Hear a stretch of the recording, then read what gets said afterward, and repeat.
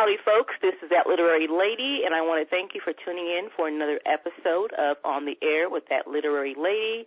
We appreciate you listening because we know that without your listening audience, we would not exist. So we thank you for making our show a success. Today our guest is William Bill Brown. He is the owner at B.D. Brown Communications, LLC. He's a client technology advocate speaker, facilitator, author, technology coach, and he has 23 years of a unique blend of AV/IT technologies experience in 4 distinct vertical markets, which are corporations, educational institutions, houses of worship, and hospitality. Welcome to the show, Bill. Thank you for having me. I'm glad you're here because a lot of us out here that are listening today want to understand IT and AV components, but we get so fearful of it that we kind of back away from it and don't learn more about it. So I'm glad that you're on the show today.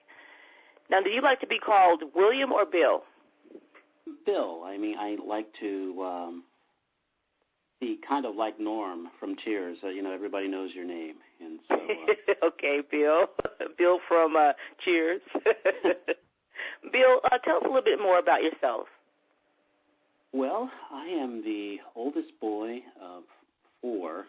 I'm originally from Pittsburgh, Pennsylvania. And I would consider myself,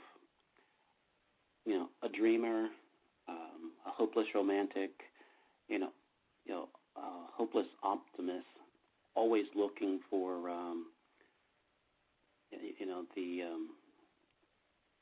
the best things in people and opportunities out there, and so it helps me and it disappoints me at the same time. But such is life. And so when I'm dealing with technology or dealing with my business and other things, it is a way to see the potential within everything, and so helping people through that minefield. Sometimes it seems with technology brings me great joy and frustration at the same time. So that's a little bit about me and what I try to do. Okay, and for those audience members out there who really care or don't care, Bill said he's a dreamer, and he really is because he's actually a Pittsburgh Steelers fan. I thought I'd throw that in there.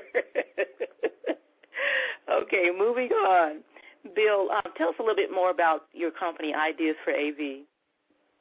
Well, Ideas for AV is the consulting division of B.D. Brown Communications. And when I first started B.D. Brown Communications, I wanted to connect people to technology because I think there was an element of there was so much technology out there, and so people were disconnected, and they didn't feel that they knew exactly what to do, and so they had options. But within a couple years, maybe less than 4 years, technology has pretty much, exploded to the sense that it's so much a part of everything that we do that Ideas for AV is helping people have the right technology in their organization. So I consult people and organizations to understand exactly what they're trying to do so they can get the right technology to do that. And so that's why I take on the role of an advocate, because I don't want to just sell you something or just overwhelm you with the possibilities, but really have to get to your core understanding of what you need to make your organization and your life for that way to be successful. Okay, now, as a young child, were you interested in technology? Not at all. I mean, as a child, I was always interested in how things worked and why we did certain things. So, a lot of my background is looking at the organizational development and, to ask that why. And so from my high school days of, I guess, being the AV guy. I was an AV guy before I even knew I was an AV guy. In my high school, I was always asked to go over to the AV closet and bring back the TV VCR, and I think mainly because the teacher knew that I would come back. There was a lot of students in my class that when they would be asked to go out of the room for something, it would take them the whole period to return. And so because I was, a law and order type of person, I would go do it and come right back. And so that level of commitment to return in a timely fashion turned me into the AV guy. So I really didn't care to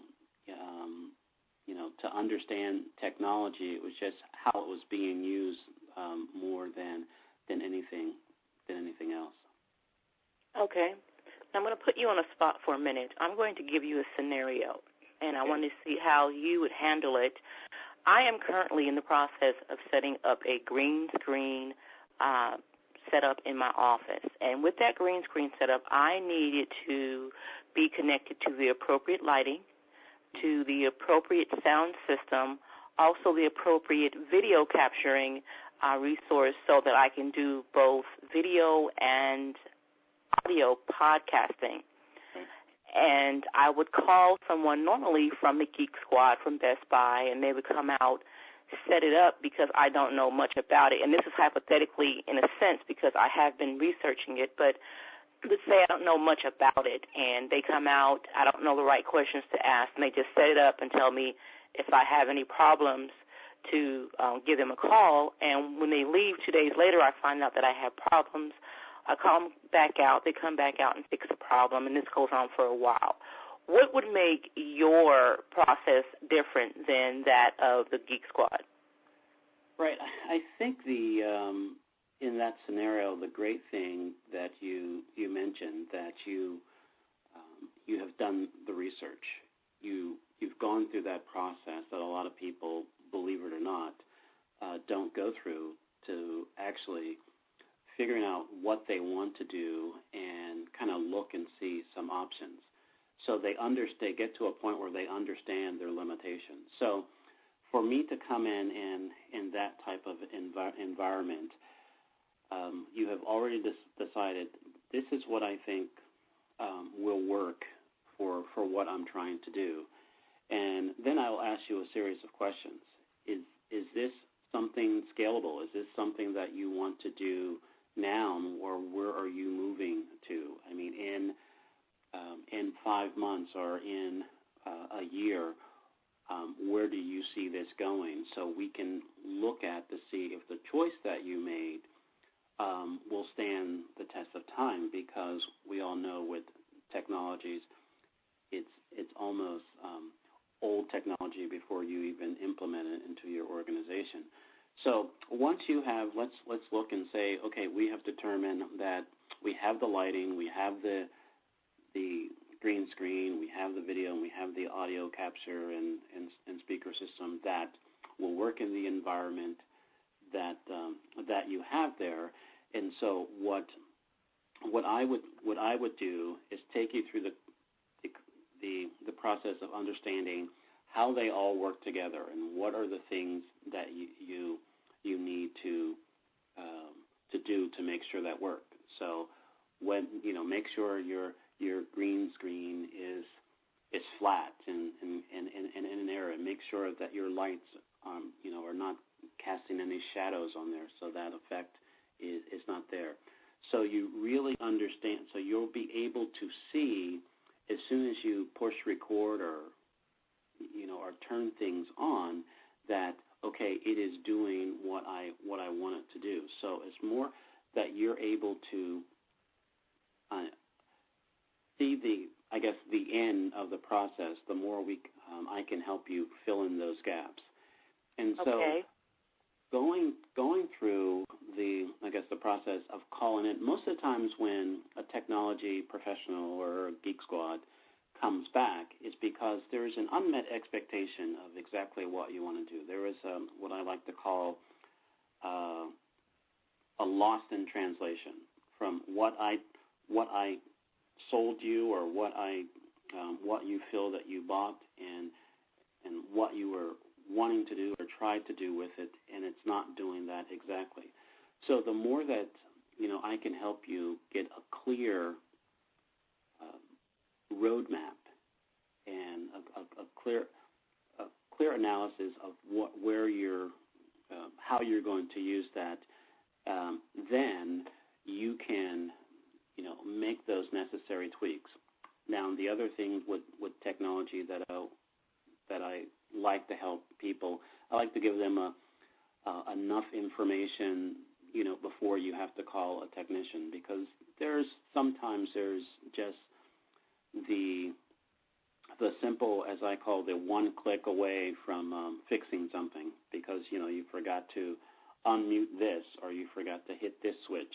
Right. And sometimes those one click or one steps cost you a lot of money because you're not really thinking about that. So I think that's mainly the difference in doing that. And so I'm more helping you figure out exactly what you like to see happen, or how you want to incorporate this and what you're trying to do to move forward. So you're going back and forth. Do you suggest I go out and buy lots of expensive equipment? Absolutely not. I think there are some scales. If you look at it like trying to use a good analogy, I guess we can use a car analogy. One thing that when I was a sales manager for an AV company, that I would always try to tell all my sales reps that when you're doing value added, it's hard to sell someone a Lexus when they just want a car. and so sometimes, in most cases, there's a Yugo will do, because it gets you from point A to point B, but it doesn't have a lot of other niceties that in some cases we have come accustomed to. So if you have Yugo money but you have Lexus dreams or aspirations, I would suggest looking at somewhere in the middle and trying to stretch yourself and figure out a way that maybe if you get something that is scalable, use that word again, that you can add on to get you to that Lexus level of way of doing things. And so there are some times when you buy the cheap, you are basically putting yourself out of position to scale things. So sometimes there are some technologies that are out there that they're like Kleenexes. When you're done with them, you throw them away. Right. And there are others that if you spend a little more, you can get a little more out of it. And so that's why going through the process is like, okay, in some cases, buying a Kleenex or buying something that I only want a couple months out of this, or 2, or 3 months out of this, and I know after I finish this, it is no good to me, and then I'm going to have to move to another level. That's fine, but as long as you understand that from the beginning. A lot of people don't realize when they're buying, basically looking at that technology dollar, is that the cheaper they go, they are really basically setting themselves up, and they have an expectation that I spent my hard-earned money on X. It should last me, if not forever, but as long as I want to use it. And sometimes that is just not the case. Let's talk about technology and the cost of technology. As you know, I am so anti-Apple. However, if someone gave me an iPad, I'd take it, but because, I'm not saying they're not good products. I'm anti-Apple because, one, their products are so, in my opinion, ridiculously priced. And as soon as I go out and buy one item, I'm just now learning how to use half of the features that particular item that I purchased has, and then here comes a new one. And I just get so distraught when I see people waiting in line a week or two ahead of a reveal of a new product. Some people spending, their rent money and car money, which is none of my business. It's just disheartening to see that when about 6 months from now they're going to be doing the same exact thing. And I'm hearing that Apple's resale value is pretty high, but still, I just have a problem with constantly, bringing something out so soon after the other product hasn't even settled yet. What is your opinion about things like that? Right. The one thing with Apple that you can tell the people that are, I guess, are Apple people, and those of us who are not. Apple works under the model that they are not just selling technology; they're selling an experience. They're selling a way of life.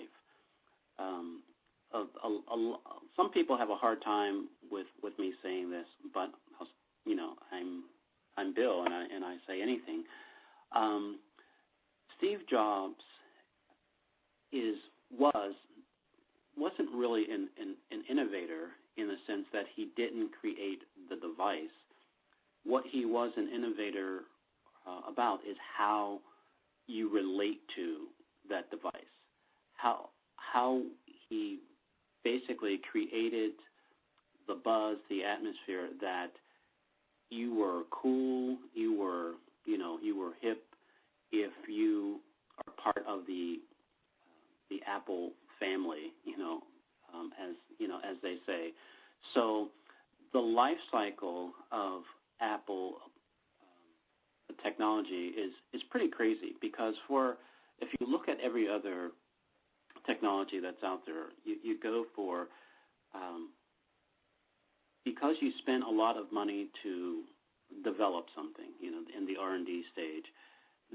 The first generation, typically, in every other generic model, is the most expensive with the least amount of features. Then once you get those early adopters to buy into that, then you have more money to put in. Then you do all the fixes. And so generation 2, which, in most cases is maybe a year out or 2 years out, depending on what it is better, sleeker, and less expensive than the first one. Well, Apple throws that model out.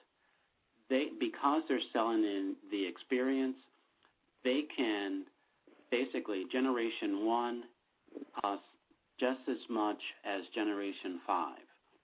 The difference between those generations may be 5 different new features, and also at the same time, they might throw in a change of an adapter that will cost you even more money to use. So, once you get on that Apple train, you buy into, I guess, the Apple way of life.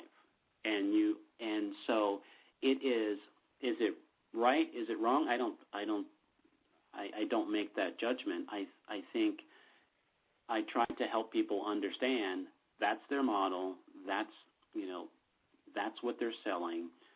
And once you get on board with that, it's hard to get off because you've made that commitment to Apple because there's you're paying for not just the device, but you're paying for the experience and the access to the software that comes with it. And everybody else is secondary, but almost the same, but they're operating on a totally different model. Right. Okay. let's switch gears for just a second.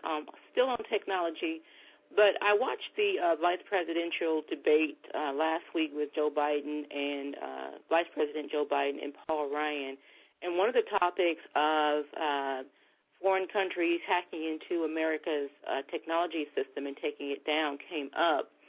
And it had me wondering, and I'm sure this is going to happen again, or that's just my speculation.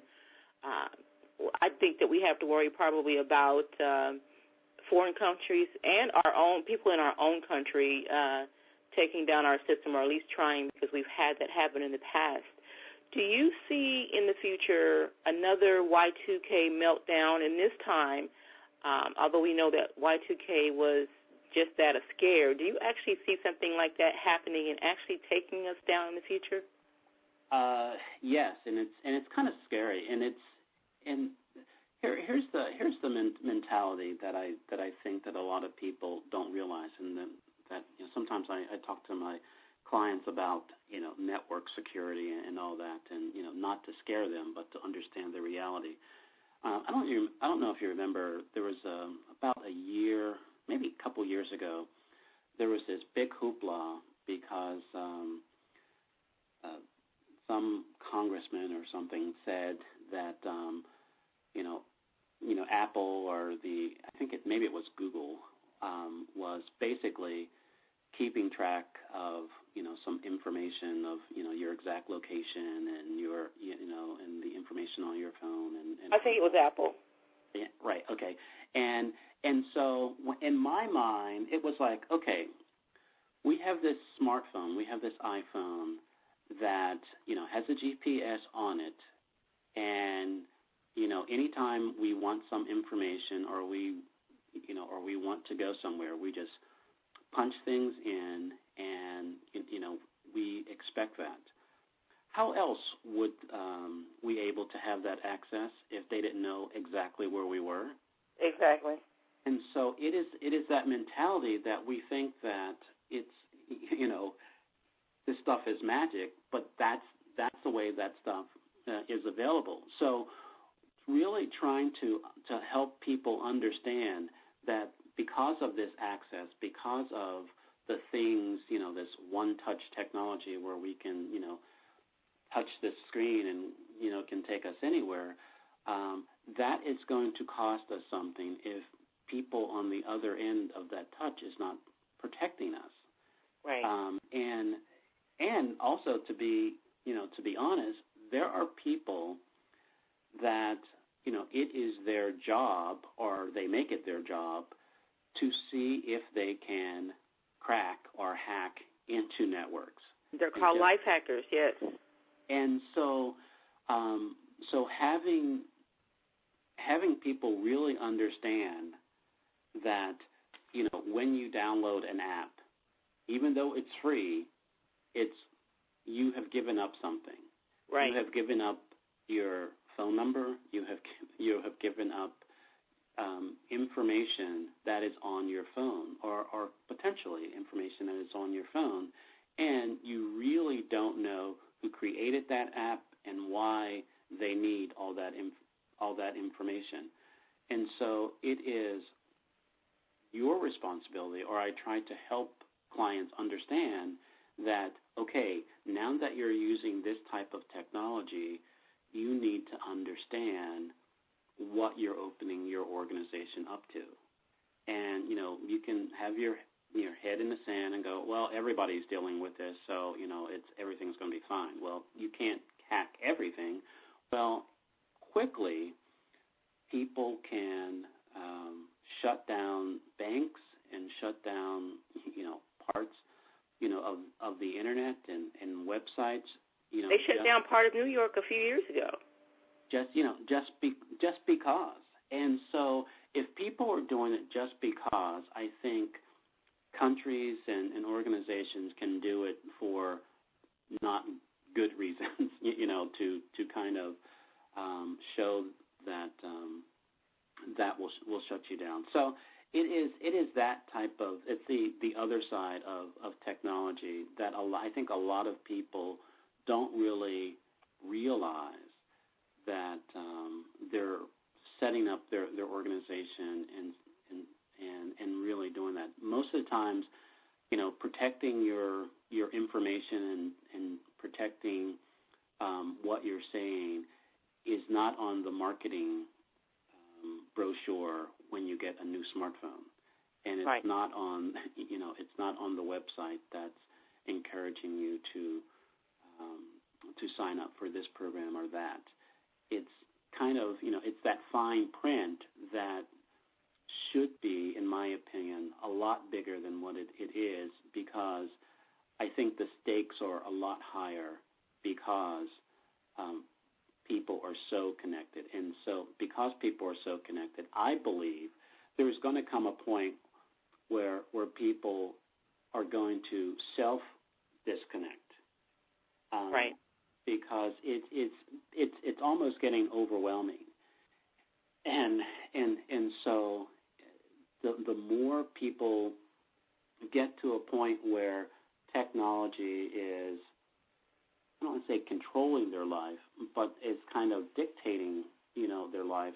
Here's a side story. It's kind of quick, but I had a very close friend that was going through a breakup, and we were talking back and forth, and you're saying the apologies and everything, and he said, yeah, it's I'm okay with the breakup now. However, I'm really struggling with changing my status on Facebook.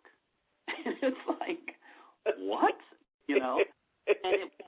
And because the ramification of his 400 friends seeing that, he is now single, and him have to relive, all what happened, and I'm sorry to hear, and, and he just didn't want to deal with it. And it was, for me, it was like, are you kidding me? Right. But that's what, technology is doing for us. That is bringing in those dilemmas that, once we connect, how can we disconnect, or how can we make, changes that are affecting what we're trying to do. Right, I agree. Now I'm going to switch channels completely and talk about Toastmasters. I'm passionate about Toastmasters, and you're also a Toastmaster, right? I am. Okay, and you're an advanced communicator bronze and a competent leadership award winner? Yes, I am. I've been in Toastmasters for about, it seems like almost 10 years, and it's been on and off, because I think Toastmasters is, a professional development, club, and anytime you make a commitment to develop yourself, I think you are tested quickly. And so throughout the years, finding those times to really, fine tune, those communication skills and those leadership skills, have been more challenging than not. But I frame my Toastmasters experience as the process of becoming. And so the more that you look at it from that standpoint, for me, the people that you interact with and the things that you do and don't do, or you have the opportunity to do, have a level of learning, of life learning. And the more that you're able to say, okay, this is where I was and this is where I am now, I need to pay a little more attention to this, or this is something that I'm starting to improve on. Okay, and what are some of the positions that you currently hold in Toastmasters? I am Area 54 Governor. I am the President of Speakerpreneur Toastmasters, and I am also a District 37 trainer. I think I'm the lead on the AV lead for the fall conference, which is fun also. So there's a lot of leadership opportunities, which at the same time find challenging and sometimes in their own respect. But I'm willing to go through the process to learn more about myself and my leadership style, and so the more opportunities, the better. Yeah, it sounds like you're busy in it. Now, if someone was listening and someone has heard about Toastmasters and they've been thinking maybe I should go check it out, but they're a little hesitant, what would you say to get that person to go ahead and come visit one of our meetings? I think just try it. I looked on the site recently, the international site, just to find a club, just to see the clubs in our area. And there is a Toastmasters club that meets almost every day. Wow. From 6 o'clock in the morning to 7 o'clock at night. Sometime throughout the day, there's a Toastmasters meeting.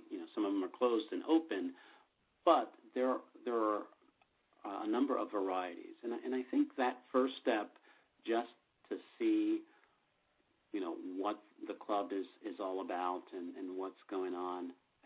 The great thing about Toastmasters that I would see that you are not comparing yourself to other people or you shouldn't, let's just say that, because people coming to Toastmasters at so many different levels, from people that are quiet, shy, almost mute, to really being traumatized of speaking in public, to people that have aspirations of being a public speaker, that have been speaking for a while, and they just want an audience, want that live rehearsal, as they say, and to fine-tune those skills. So you have everyone in between that.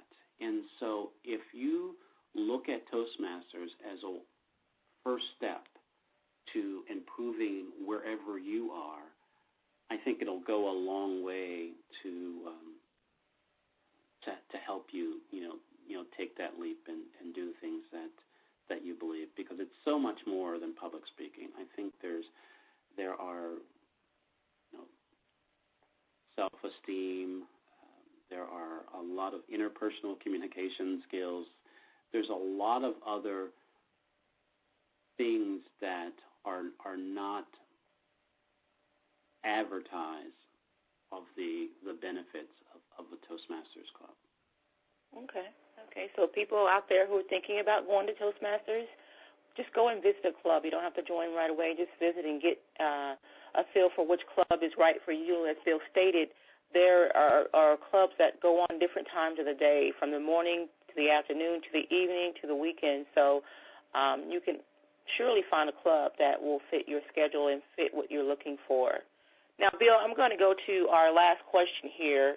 You recently wrote an e-book, and I know you're working on more, but you recently wrote Ideas for AV. I understand technology, but I don't speak geek. I love that title. Tell us a little bit more about that book.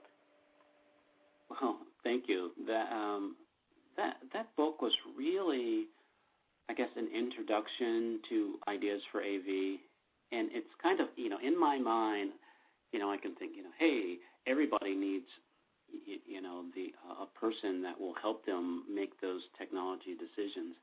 And I really think that there's a lot of people that are almost, I think bullied it's a hard word, but they feel pushed to make technology decisions that they really don't feel comfortable making. And Ideas for AV is kind of a look behind the scenes and to make it manageable. So it's like, okay, this is a life cycle. This is this is a percentage of how things are marked up in technology. These are some of the technologies. So it's kind of helping people understand, I guess, geek talk without speaking geek. And right. Because there's a lot of people that, are not technology people. They don't have a an IT person or an AV person in their organization, but they have somebody who knows somebody who knows somebody, and so they call on that person to make decisions of what's going on in their organization, and then they wonder why it doesn't quite work exactly. So they don't consider themselves the AV pro or the technology pro, but they are put in the position where they have to do that. So that ebook was a way to kind of help people understand my way of doing things, and I use the model that I use in the book of the compass model as opposed to the GPS model that I think a lot of people use, where the GPS is you tell me what you want to do and what you want, and I'll tell you what to do. And right. We all know what happens when we lose satellite with a GPS. We're SOL. Right. And using the compass model is to sit down and decide where do you want to go, and let me point and show, okay, if you want to go east, this is what's down that road, and these are the resources, and this is the budget that you need to go in that direction. And we would have moments as you go down your journey to see if you're still on track. And it also gives you the flexibility that, hey, if because of what's going on in my organization, we no longer need to go east, we need to go west, we know what's down that direction, and we know what resources and what budget we need to go in that direction. So we look at technology from an eyes wide open instead of putting your hands over your eyes and kind of deal with the outcome of it. And so right. That's what that ebook was all about, to kind of help start that conversation and help people really understand that I understand it's hard, I understand it's difficult, but I also understand you still need to make those decisions. Correct. I am here, and we are here to help you make those decisions for you. Okay. Well, congratulations on the book, and we've come to the end of our interview. Bill, can you tell our audience how they can reach you? You can reach me on Twitter at Ideas for AV. I have a Facebook page of Ideas for AV. And I can be reached by email at info@ideasforav.com. Okay, and you also have a LinkedIn group, correct? Oh, yeah, I do. I'm sorry. I have a LinkedIn group that is Ideas for AV group on LinkedIn, and there's over 1,500 members in that network, and half of them are international. So we're looking for some exciting things to happen out of that group. Thank you for reminding me. Sometimes I forget about everything that's going on. Hey, I understand totally. And you can also get Bill's book on Amazon, correct? That is correct. Okay. Well, Bill, thank you for spending time with That Literary Lady and our audience on the air with That Literary Lady. We enjoyed talking to you and learning a little bit more about technology, and we wish you much success in the future. I appreciate it. Thank you. The same to you. Well, folks, this is That Literary Lady. This has been another episode of On the Air with That Literary Lady. And join us next Friday when we will have a surprise guest. I know who it is, but I'm not going to tell you. So tune in next Friday and listen to our surprise guest talk about things that are going to happen in the upcoming New Year. So stay tuned. Again, thank you for listening to us. Remember, be good to everyone else, and most importantly, be good to yourself. Have a great day.